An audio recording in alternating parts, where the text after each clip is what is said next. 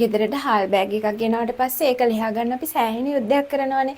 එහෙම නැතුව ලේසියෙන් කොහොමද හාල් බෑග් එකක් ලියා ගන්න කියලා මම ඔයගලන්ට පෙන්නන්නම්. මේ බෑග් එකේ බලන්නකො පැති දෙකක් තියෙනවා. හරිද? එකක් තමයි මේ විදිහට තනි මැස්මක් ගියපු පැත්ත.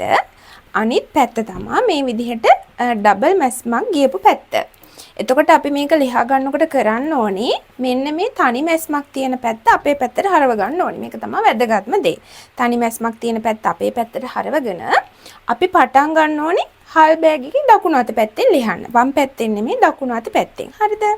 දකුණු අත පැත්තෙන් මේ බලනකොට මෙන්න මෙතන නූලක් තියෙනවනේ නූල් දෙකක්. ඒ දෙක මෙහෙම හිමීට පැටලුම මෙහෙම ලියා ගන්න. හරිද? ලියාගෙන ඊට පස්සේ ඩබල් මැස්ම තියෙන පැත්ත අරගෙන මෙන්න මේ හරියෙන් මේ පේනවද ඔයගලන්ට ඩබල් මැස්ම තියෙන පැත්තෙන් මෙහෙම චුට්ටක් මේවා කරලා මේක අපිට පුළුවන් මේ මැස්ම මේ ටිකම කතරෙන් මෙහෙම කපා ගන්න.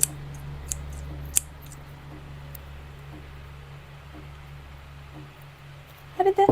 මේ විදිහට කතරෙන් කපා ගන්න.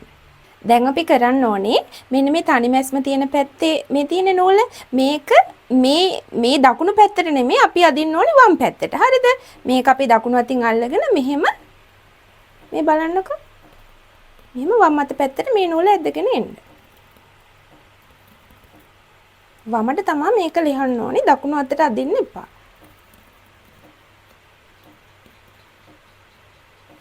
මේ සම්පූර්ණ නූලම ගැලවිලා ආවා. මේ බලන්නකෝ.